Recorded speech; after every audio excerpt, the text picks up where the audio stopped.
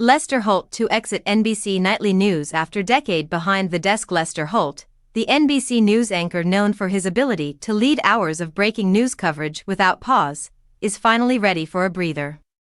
The NBC News veteran plans to step away in early summer from his anchor duties on NBC Nightly News, which he has held since 2015.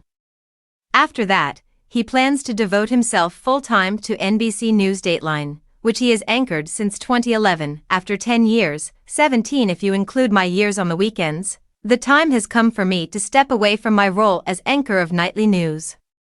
It has truly been the honor of a lifetime to work with each of you every day, keeping journalism as our true north and our viewers at the center of everything we do, Holt said in a memo to staffers Monday. But before we play the walk-off music, I have another announcement. I'm excited to report I will be continuing as anchor of Dateline NBC, but for the first time in a full-time capacity, whereby I will be expanding my footprint on the broadcast and crafting Dateline hours on subjects I care deeply about. I am thrilled to be able to work more closely with my enormously talented friends at Dateline as the broadcast continues to grow and attract new viewers in new places. Holt's exit is the latest in a parade of departures of senior TV news personnel in recent months as the industry grapples with new economic pressures brought about by the rise of streaming, and contends with a harsh climate for media outlets in the early days of the second Trump administration. Chuck Todd, the veteran political director and Meet the Press moderator, left NBC News in January, and Andrea Mitchell, the longtime international affairs and politics reporter, recently ended her decades-long tenure on MSNBC's daytime schedule. Hoda Kotb recently left her duties at NBC News today. NBC News isn't the only news outlet parting ways with veterans.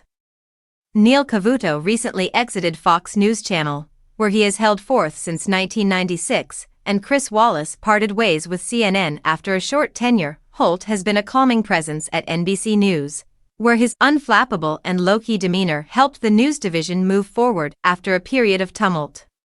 He took over nightly duties after his predecessor, Brian Williams, was removed following scrutiny of claims the latter made about the details of a reporting trip to Iraq. Holt has tried to stretch new muscles, always conscious that traditional TV viewers, once wed to watching evening news after coming home from work on a set in the living or family room, were interacting with such content in different ways.